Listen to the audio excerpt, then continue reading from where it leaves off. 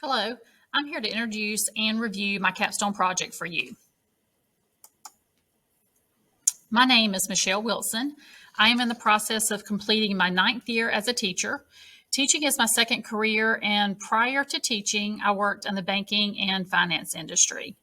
I currently work at Lincoln County High School in Lincolnton, Georgia, as a technology teacher and the work-based learning and youth apprenticeship coordinator. Lincoln is a small rural town with a population of approximately 8,000. Our 9th through 12th grade high school serves approximately 380 students. The demographics of our school is primarily black and white. We have approximately 60% white, 35% black, 3% multiracial, and less than 1% Hispanics. The Lincoln County School District is the largest employer in our county. I began my educational journey with Kennesaw State University in the summer of 2021, and I am scheduled to graduate this May, yay, with a Master's of Education in Instructional Technology. The title of my capstone project was Integrating Web 2.0 Tools in the Secondary Mathematics Classroom. In completing this capstone project, it helped me prepare to successfully coach colleagues and transition from my role as a teacher to a facilitator. The training and knowledge I have gained from my instructors and classwork while a student with KSU has provided me with tools and a skill set to be in the role as a technology coach. Being able to apply what I have learned through in-depth training and practice was very beneficial as I look forward to additional roles and responsibilities in my future. I envision our 21st century classrooms to be full of movement. Students should be flowing from one activity to another. That's why this project was really rewarding in that aspect. Students sitting and listening for extended periods of time is a thing of the past.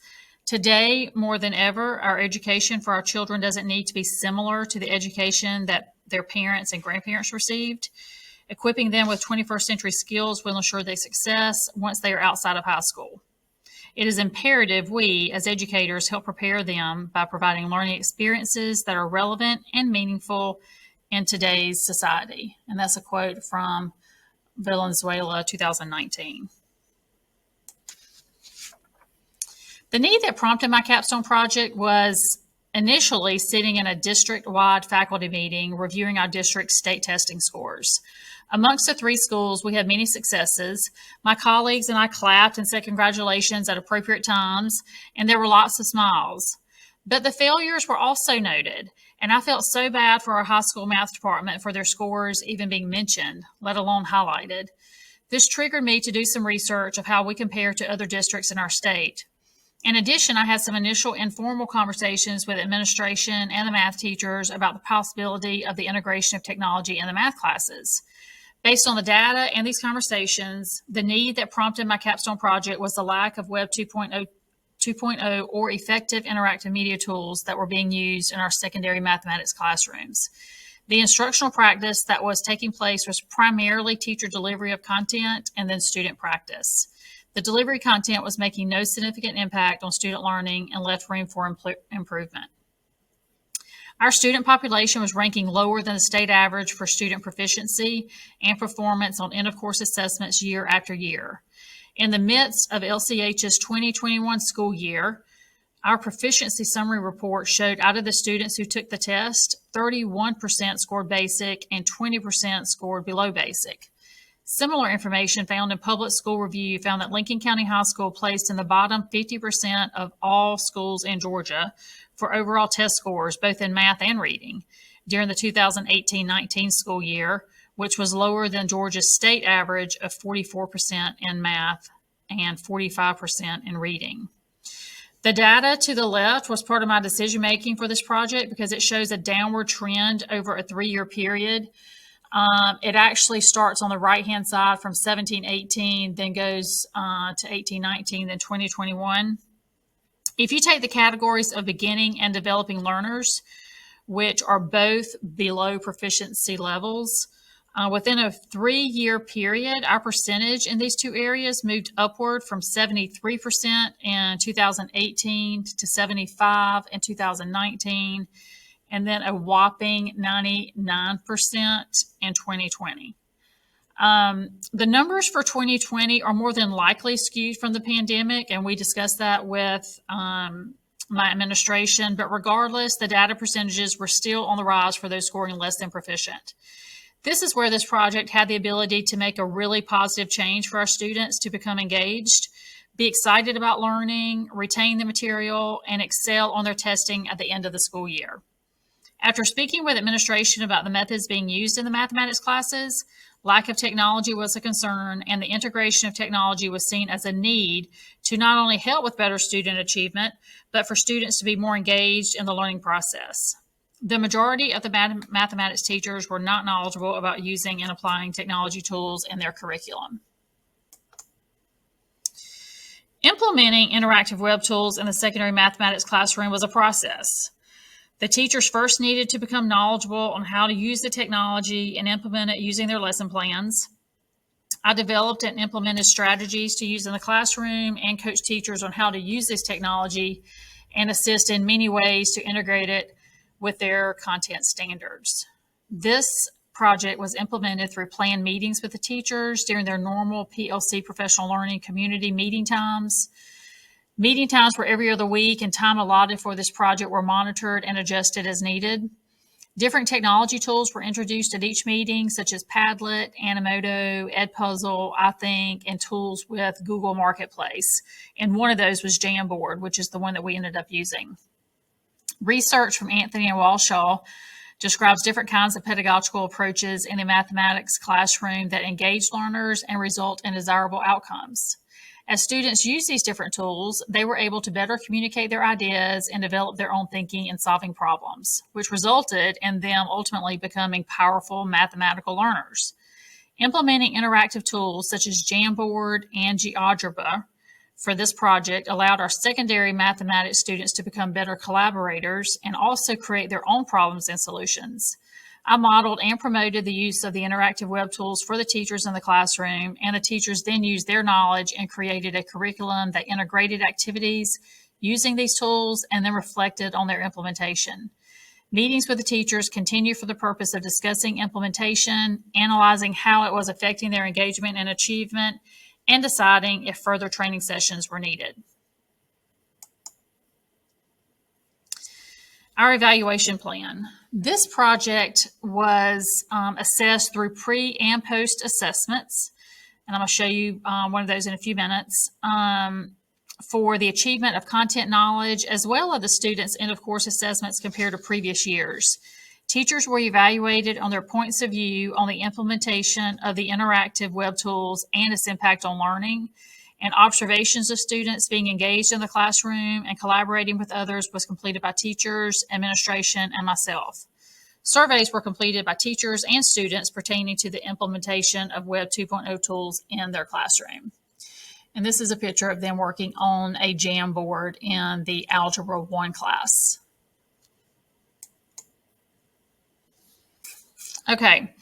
Lots of research went into finding Web 2.0 tools being used in the mathematics classroom that offered engaging content, as well as allowed for individual and group work.